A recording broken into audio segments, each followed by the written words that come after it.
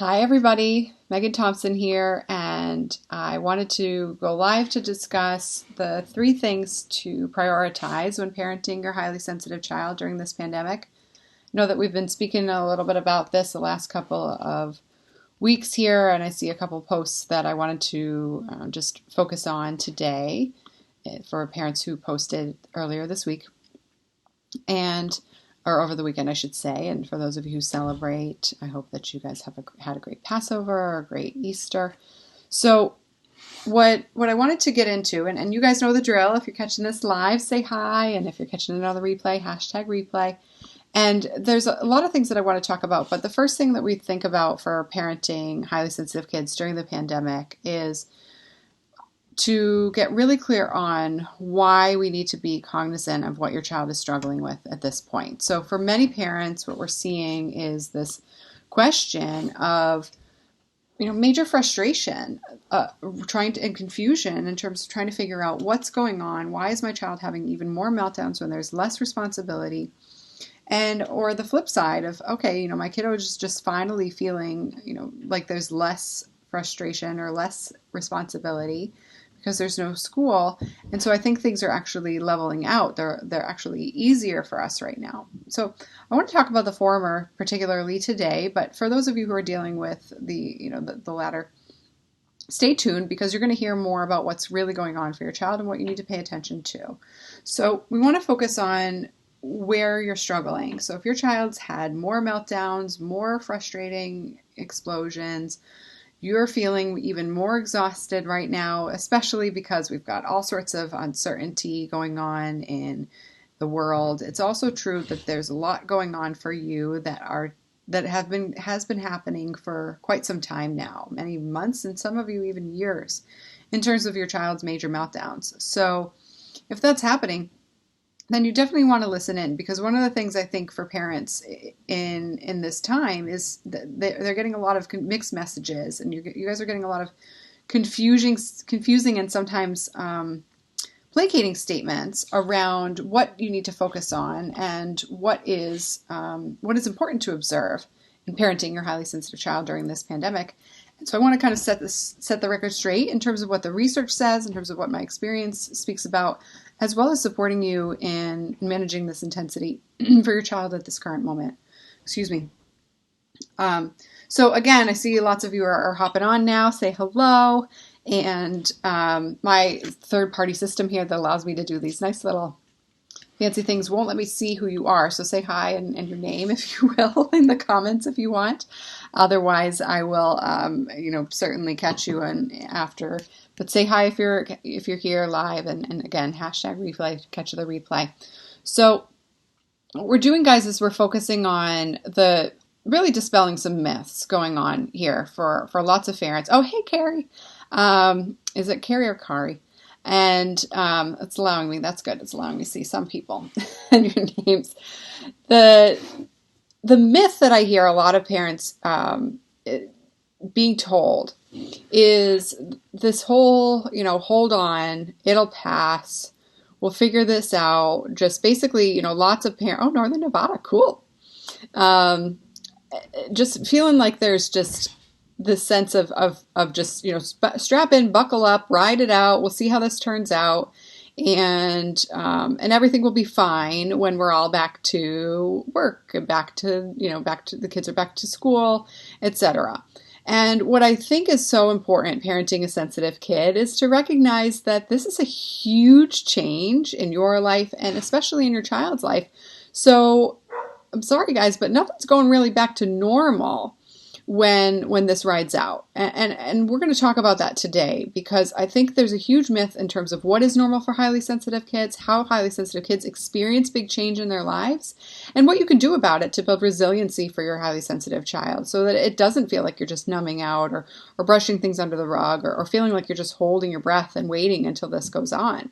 Now, this is super important because the first thing to focus on is really making sure that you're not riding it out, that you're actually using this current time as a learning opportunity. Now, not just for you as a parent, right? We don't want you like trial and erroring a bunch of stuff and throwing things at the wall to see what sticks with parenting and HSC. And if you've been following me for a while, you know that can be the case if you've been struggling with this for quite some time. And it's also true that it doesn't have to be like that. So for parents, when we think about this, a lot of parents who are struggling are really getting the message that you just need to basically wait until things go back to normal.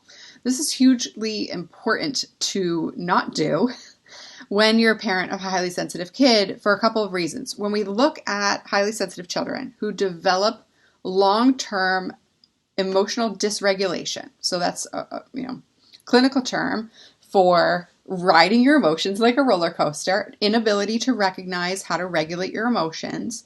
Long-term emotional dysregulation is the frequent meltdowns and explosions, frequent outbursts, going from 0 to 60 on a daily basis, running away to hide from your emotions, hiding under the bed, saying things like, I hate you, saying things like, I hate myself, or I wish I were dead, I wish you were dead. All of those things, that is the height of your child's emotion, okay? So if that's not a 10 for you, I really want you to observe that needs to be a 10 in terms of your Richter scale of how intense your child's emotions are. Those are the peaks of your child's intense emotions. So if you're seeing that on a regular basis, then your child's hitting a 10 or beyond.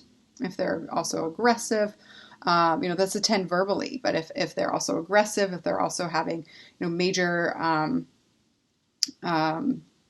crying fits, and you're seeing also physical expression of that emotion, then it's very important to observe how intense your child's emotions are. And it can feel like your kid at times, as we see for lots of parents, we hear that it feels like your kid is just literally off the Richter scale. Like that's just not even a thing. So a lot of parents will ask me, is this typical? Is this normal for highly sensitive kids to say things like that? I used to say that, being a highly sensitive adult.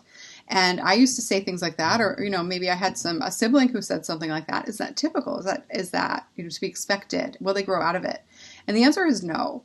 And I really want to get very clear on why that is. Okay. So when we think about what's going on for this pandemic, I really want you to not listen to the advice that your child is going to be just fine getting out of this if you're not addressing these 3 things that we talk about today. So first things first is to use this experience to be as neutral as possible. Use this experience as a spotlight on the pockets that need to be worked on in your family's life. Okay. So if you think about and I'm just going to grab, I'm a visual teacher, right? So I'm just going to grab this tissue box. All right. So here you have a tissue box, right? And so we're going through our day-to-day life. And, you've got your schedule, you've got your kid's schedule, you've got your work calendar, you've got your responsibilities, you've got to make sure you get the kid to bed, you got to make sure you get the other kids to bed, all of the things, the day-to-day, check the to-do list off the list items on a daily basis. That is your day-to-day focus for most parents at this point. And so it's really hard to slow down and look at the big picture, broad stroke picture of how you're raising your child who's highly sensitive, is experiencing big emotions. And so it can feel like, okay, today she managed her emotions. Today she named her feelings. Today she, she didn't hit her brother. She just yelled at him. And when you look at it long term, it feels like, and we hear parents this all the time, it just feels like nothing's working. We're just, here we are again. Here we go again. We're just back at it in this intensity.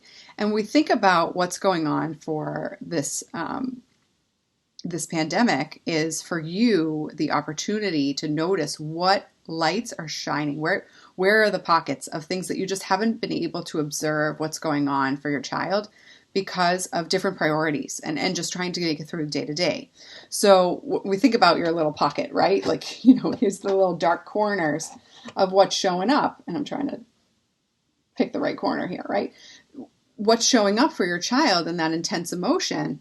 You are actually, and we lost power earlier and I was trying to record video. So I have all these lights.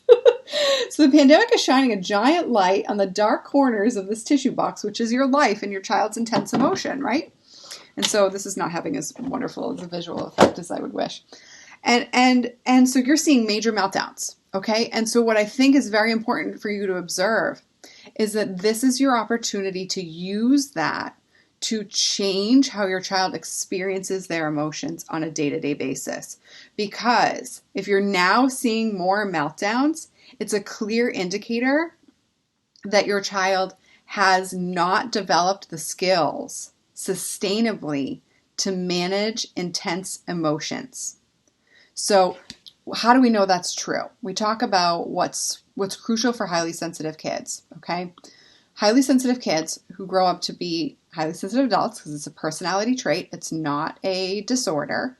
So your child is going to stay highly sensitive, but they do not have to stay in meltdown mode. They do not have to stay in self-harm mode. They do not have to stay in relationship jeopardy. And here's what we do to address that. Okay, first things first, there's a combination that happens that leads to that. Okay, first things is if your child experiences frequent, large, prolonged reactions to emotions. Okay, so we think about the intense emotion of a highly sensitive child looking more like a plateau than a spike, up, down, unless for your child is up, down, up, down, up, down, up, down, and it kind of looks like a heartbeat, right? It's just beep, beep, beep, beep, beep, like it doesn't, it never stops. Other parents will see they're just heightened and they're walking on eggshells all day, and then maybe they spike up even higher, and then they spike down low, and they're back to that plateau. We've talked about that last couple of weeks, right? And so if that's happening, that's number one. That's the first, part of the formula that leads to long-term significant decrease in ability to manage emotions safely and healthily through adolescence and adulthood. The second thing is insufficient skills to regulate those emotions. Okay, so if your child already experiences emotions longer, more intensely, and at a heightened rate than non-highly sensitive people, okay, then you need to look at what you're seeing. Okay, so if your child's emotions look more like this than this, okay, so if your child's emotions look more like this than this, okay, then that's number one. Number two is, do they have the skills to manage their emotions? Are they coming back down, or are they looking more like this?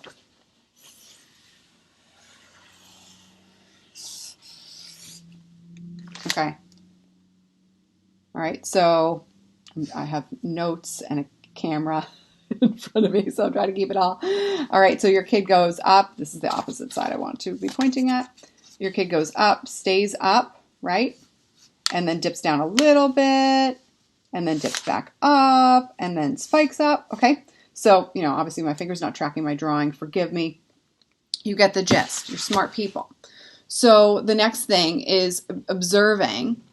That's number two. Do they have the skills? Then, and here's the kicker, guys, about what's going on right now in this pandemic, where you felt like you've been hanging in there as parents for quite some time, and now it's feeling like things are just popping off at the seams. This is why. If they are also, number three, exposed to interpersonal relationships and processes that exacerbate that emotion. So you're stressed, right? I mean, the world feels like it's imploding at times, and other times it feels like you're just doing what you can to manage it. So if you as a parent are struggling to not make it worse, so this could be either you're feeling like everything you say makes it worse, or you just don't know how to help your child and validate their emotions, or you feel like you just have to tell your kid to suck it up, or you're just trying to teach and you're saying a lot of like reassuring things like it's going to get better, don't worry, when in reality, number one, you don't believe it because you don't know what's going to end. It's super uncertain. Or number two, your kid doesn't believe you. So they're spinning in their own worries. Then that is a disconnect. It feels invalidating for your child. Your child does not feel connected emotionally to a solution, and therefore they don't have the creative problem-solving skills to manage their emotions. And so what does that do? They've done several studies on this, and one of the more recent studies on this created an observation of a direct correlation. Two things. Number one, to increase heart rate. Okay, your child's actual physical body is in fight or flight. Boom, boom, boom, boom, boom, boom, boom. Too much. Okay. Number two, an increased skin conductance. Now, what does that mean? What that means is that your child's skin is literally lurching back and becoming even more sensitive to their environment. So you've heard me talk about this before. Being highly sensitive without skills can feel like you're walking through life without skin. And we see this in the research. It's not just some baloney. Okay? So it's very, very clear that your child is highly sensitive and struggling. This is not a phase. This is not a thing that they'll grow out of.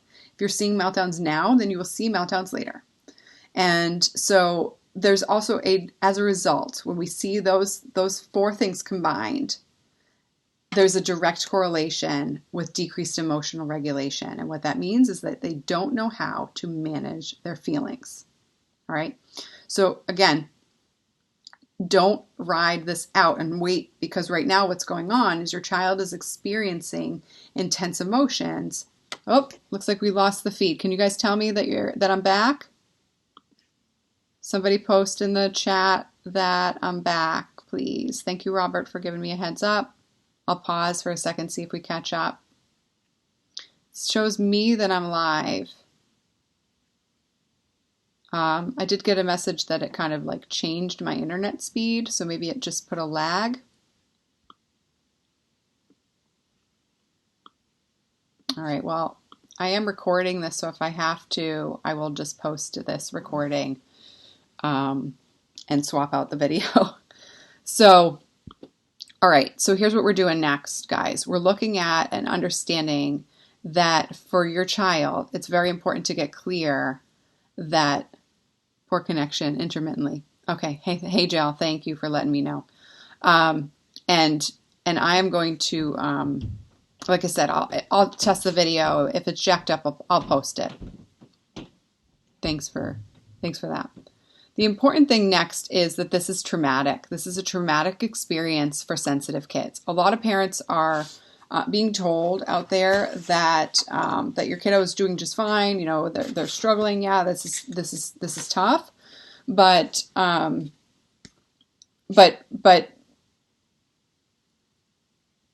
you know, wait and see how this plays out, right?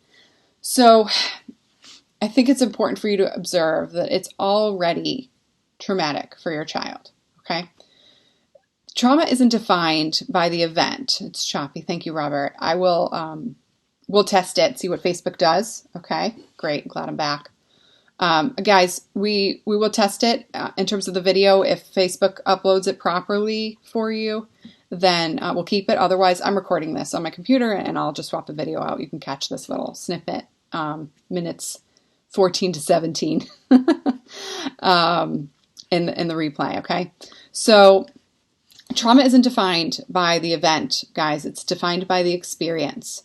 Now, we are in a world-class traumatic event, right? That's what a pandemic is. You know, if we think about like what a typical traumatic event might be, it could be an accident, it could be a life-threatening injury, it could be a life-threatening violent act or physical abuse, sexual or emotional abuse, history of childhood trauma in that respect. And it's also true that divorce is traumatic for kids. Separation and parent discord is traumatic for kids because they feel like their lifeline is stressed and inconsistent. And so for sensitive children, they feel their feelings more intensely than non-highly sensitive kids, right? And so this is also important to observe that if their typical routine is literally thrown off on its head, their connection to social engagement is thrown on its head, and their plans for the future are very uncertain. Your child is experiencing trauma if you are, you know, and that's important to observe, okay? So the increased meltdowns is a sign and a clear symptom that your child is building ineffective habits right now at a time that is so crucial to be very supportive in changing that dynamic. Holding it together and holding your breath right now is not going to help your child's emotional development for the long term.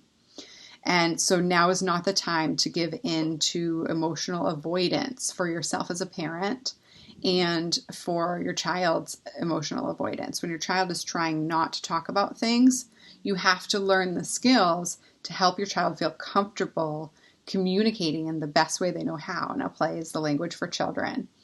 To communicate how they can feel more safe now, even though it's uncertain. Okay? So it's important to be observant of that. With that said, not everyone is struggling right now, even though school is not in session. And so we see some parents who are feeling like they can lump themselves into the sense of feeling like this is this is just basically an S show. I know with their kids home now. I'll try to keep it PG, guys, with my language. But increased stress doesn't mean increased emotional intensity. It doesn't have to, those two things don't have to go together. We're seeing a lot of those memes, a lot of the, just the general parenting stuff on the feed, podcasts, what have you, saying, you know what, this is to be expected, and meltdowns on a regular basis, multiple times a day, are not to be expected, guys. That's not even a typical trauma response. It's a trauma response that requires therapy, or for people who have developed PTSD, you need mental health treatment to develop that. So if your child is highly sensitive and they're having meltdowns on a regular basis, then this is not a typical response, and you need support, because the research demonstrates that parents who change their parenting style and change their parenting support and their level of supporting their child and managing their emotions actually has a much higher success rate than if you were to take your kid to therapy. And therapy is actually comparatively very much less successful for sensitive children. For sensitive adults, we can see a lot higher results. So if you're a highly sensitive adult and you've experienced success from therapy, it's because you are solely responsible for your environment, and your child is not. And so that's why, if you had a positive experience as an adult, you're hoping your child might have a positive experience as a child. But a lot of therapists, especially child therapists, are not clear on what works for parenting sensitive kids. So we hear a lot from this, ride it out, and what we talked about earlier from parents. I've done hundreds of calls at this point, guys, in terms of talking to you, across the nation. And the story is the same. For those of you who have accessed mental health therapy, the majority of you are stuck because the advice you're getting from local providers isn't working and isn't effective. So they're either teaching you to do, 1, 2, 3 magic, or timeouts, or take away privileges, or natural consequences without supporting and teaching validation and managing emotions in a systematic way first. Then the order is ineffective, and then you're just like walking home with a book to read, that who has that kind of time, and then your kiddo's in a session, right? So obviously right now those sessions are online, and it's also true that that's really hard for kiddos who to build a relationship if the therapist isn't skilled in working with sensitive children. So when we think about this, guys, the increased stress and the difficulty you're having managing, I want to speak about this because I want to give you the opportunity to observe what will work for your family. Because a lot of you are feeling like there's no hope and there's no point, and you just have to wait, and you don't have to wait. We're seeing a lot of success with our clients in terms of shifting this dynamic, and I really want to get very clear in dispelling the myth that you have to wait to see success. You have to wait to see change for your child. You have to wait and wait till this turns out normal, because goes back to normal. Because at this point, what we focus on and what has to be focused on is the ability to make and have deductive reasoning skills for parenting your sensitive kid, because every sensitive kid is different, though they have the overarching, the overarching observation that parents need to change how they parent in order to support emotional development much more significantly for sensitive kids than for non-highly sensitive kids.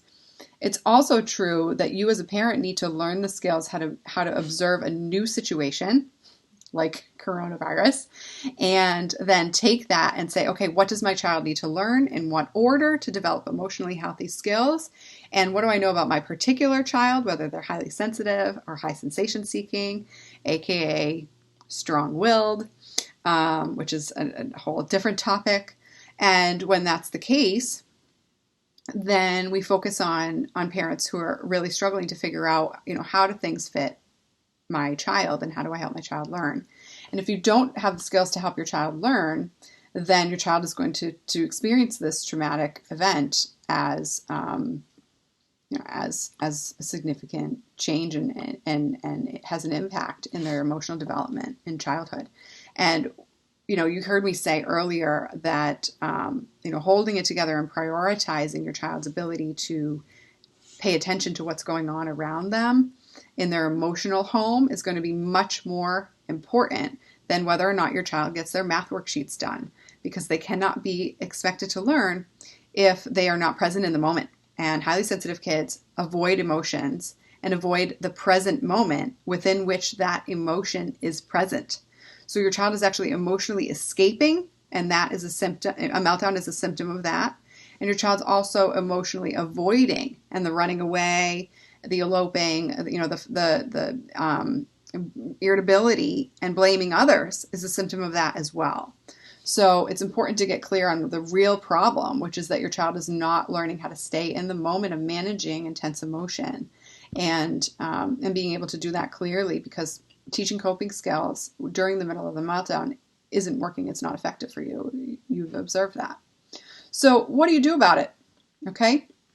So let's go into what you need to observe. Okay. What are signs of resiliency? How do you know your child is going to make it out okay in this experience? How do you know your child is developing the skills to be resilient? So we think about the difference between children who've experienced trauma and not made that mean that they are a victim of trauma, not developed symptoms of PTSD, families who have helped their children, and there are kids who have experienced a traumatic event and don't need to go get treatment for PTSD. That's a fact. And same thing for adults. It's not because they're just stuffing their feelings and they're pretending everything okay. It's because they experience these concepts of resiliency, and their families have built in the skills to develop resilient emotional health in their household. And so I want to cover that for you guys, especially during this pandemic, because for many of you, it may feel like you want to support your child in managing this, and you want to be the expert of that. And so I want to help you understand what that means and what experts you need to listen to in order to be that expert of your own kid, because your child is going to need to be raised by you, not by anybody else, right? So first and foremost is that your child needs to have continuous and consistent support emotionally from their loved ones. Now, loved ones right now we know are limited to just the people in the home for many of you. And so what that means is that for your relationship is so much more crucial now more than ever. As we've mentioned before, highly sensitive children need to experience change in their emotional health through their parent-child relationship. They cannot experience it through other adults. It just doesn't work. And so what I mean by that is they might say what you want to hear in other community relationships, or they might do well, but really what they're doing is they're holding it all in and just spitting it back out, which is why we see highly sensitive adults become very good people pleasers or workaholics, or just really struggling to manage it all, and struggling at home as well as adults. They're overwhelmed, they're stressed out, and they feel like they second guess every decision. And that's because they've learned how to put on a good face, a brave face over the years. So at this point, for you as a parent, it's important to observe it's not just because you're there more that you are engaging in a supportive relationship with your child. It's because you are helping your child name their emotions, manage them effectively, communicate them safely, and develop the skill to not run away from their feelings. And when they can do that, then you know that you're helping build resiliency. And another thing that I think is super important is that when you're there, are you focusing on your child being snappy, or are you helping them manage the fact that they are currently irritable and anxious, and that it's okay to do that? It's okay to be more irritable and anxious during a pandemic. And I should say, it's also true that they need to figure out how to deal with those big feelings and how to manage them. So that's your job as a parent. And so when we think about that, that's a really tall order while you're trying to hold down your job and figure out how to manage the schedule and work from home and parent and get your kid to show up to homes, to crisis school, right? Because it's not homeschool. This is not, what we picture. If for any of you who have observed the need or the focus on wanting to homeschool, doing this through Zoom is not how that's supposed to work. And those of you who are my homeschooling parents, hi, and the heightened anxiety in both parents and the inability to connect with community is still a factor for you guys, and it's why you're seeing the heightened reactions. So the next thing is so important to build that resiliency is to observe the use of positive emotion and laughter. And so when you think about where your child is at, and if you're holding it all in, you're just clenching your teeth and holding it, or changing your shirt halfway through because you got sweaty pits all day, because you're just freaking out, or not moving out of your PJs, and guilty. But from a place of, not from a place of like lounging and being in your best life, but literally because you just can't get it. You feel like you can't add one more thing to your day. That's a big difference, guys. You're having your own trauma response as a parent. And so I really wanted to get very clear on what this is, because, all of my years, I started my career working with families with significant trauma histories, generational trauma. And some of you have heard that in terms of my clinical expertise before, but just want to kind of reiterate, we've got a lot of new members over the last couple of months. My first position, we worked with families with significant either gang-related or physical, significant sexual abuse or emotional abuse-related trauma for generations.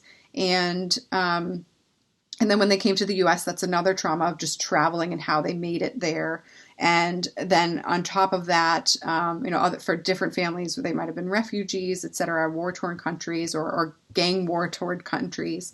And then moving into a, city suburb that had gang activity outside of DC. And so with that said, there's a pretty significant history of trauma that I've treated over the years in my career. And with that said, upon getting training on what works for highly sensitive kids and how to help them manage the intense emotions, and then how to do that in a systematic way for chronically suicidal and self-harming teens, then we moved into helping, in my career, developing the ability to help parents of highly sensitive kids prevent that for their children.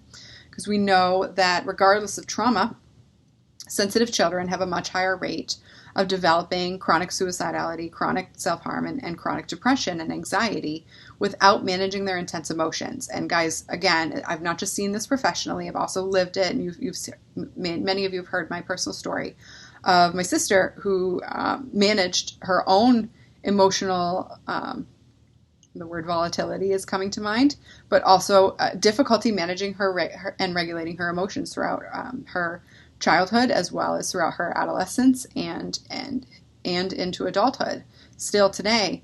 And so with that said, it's very, very challenging for highly sensitive kids who grow up without this emotional support in managing intense emotions. And so as a result, my job for you here in this group especially is to help you learn that it's possible to not have to deal with this.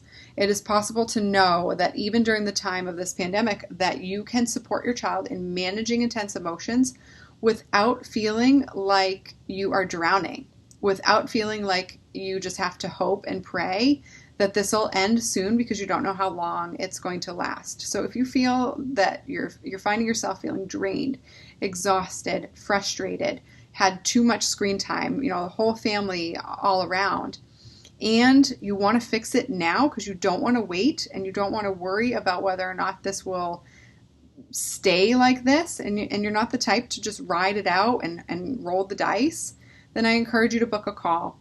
With that said, I am booked. I have a fair amount of calls booked in the next couple of weeks. So what I would encourage you to also do is watch that masterclass before we get on the phone and pick apart this video. There's a lot of gems here in terms of what you can do while we're waiting to get this solved for you. I believe I have, at this point, I'm running a wait list for those calls, and I'm working on that, training effective staff to help me take calls like that.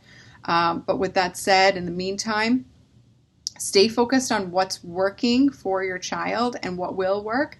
And honestly, guys, I've heard it and I've seen it before. There are many, many experts of highly sensitive kids, people who call themselves experts, published experts who call themselves experts of highly sensitive kids, who will say in public, on camera, on recording, that parents need to just allow or help or wait it out for their sensitive child to develop their skills and give them time. And this is specifically, I heard even just, 2 weeks ago, and this, pre-pandemic, but, other experts saying things to parents, my 28-year-old highly sensitive adult child is still living in our basement.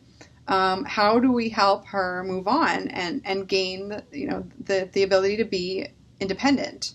And the experts said, that they just needed to allow her to do it in due time. And quite frankly, there's a couple of things that bring up for me in terms of a visceral reaction. Number one, that family has been waiting for 28 years to help their child be emotionally independent. And I know for you that's not what you want. And I know for you've been trying for maybe 4, 5, 6, 7, 8, 9, 10 years. And it still feels like it's a really long road ahead. And so what I would encourage you to do is observe and listen and watch. Because what I'm saying here, while it may feel like it's very focused on why you need to act now, and I don't fluff it, it's also important to observe that the people who are fluffing it out there are also telling you that it's okay for you to have a 28-year-old highly sensitive adult child in your basement and wait for her to just stretch her wings. Newsflash, it's not happening unless you develop the skills to help your sensitive child now manage those intense emotions, especially while we're dealing with this intense frustration. So I think it's important, in terms of keeping it real with you guys, not sugarcoating, but also giving you the clinical research experience and expertise to know where this information is coming from. In terms of the studies that they've done on sensitive children and sensitive teens and my own, decade of experience in helping. And then also, in terms of the practice that I own in Maryland, we're the largest group practice who practices with providing therapy for highly sensitive kids in the United States, not in Maryland, in the United States. There is no other highly sensitive child expert group therapy practice in the United States. We're it. So with that said, I've helped parents manage that for years at this point, and we've been able to do it. It's replicable and in a way that makes it systematic and helps parents change and turn this around. So for those of you who are struggling, again, I would encourage you to book a call. Go to meganthompsoncoaching.com/talk. I'll post the link here in the comments, because what I think is important for you to observe, and look, I don't even know if I have this readily. There we go. What I think is important for you to observe is a couple of things. Number one, oops, sorry, Robert, I just made that live. Thank you. Is just to recap what we're talking about. We talked about how to not ride it out. Okay, we talked about why your child's experiencing a traumatic response and how you know it. We talked about what skills you need to focus on so that your child can be resilient. And then we talked about how and what you can do to fix it, because not all parents are experiencing that intense emotion. We're seeing lots of parents make the shifts and change that dynamic in your household, even now. Parents who have started with me 2 weeks ago are now saying things like, my child can hold their emotions together, can name their own experiences, can deal with a Zoom call, sports practice without freaking out, can manage frustration without engaging in aggression towards parents or siblings. And this is possible for your family as well. even during coronavirus, even during this time where it feels like everything has gone to hell in a handbasket. So again, go to meganthomsoncoaching.com/talk. Get yourself on the wait list. Keep checking as we have families needing to schedule and reschedule, and you'll find that there's options that are open to you and available. And make sure that if you have a 2-parent household, make sure that both of you show up, because this is your family we're talking about, and it takes 2 to tango when it comes to parenting highly sensitive kids. All right, guys, have a great day, a lovely evening. I will catch you later. And post your questions. And this was a heavy topic, but this was also very thorough. So if I need to kind of go deep into some of these topics, we can over the next couple of weeks. I'll see what's most supportive for you, because we're all in this together, and there's a different way to be managing this for sure. All right, bye now. Have a good one.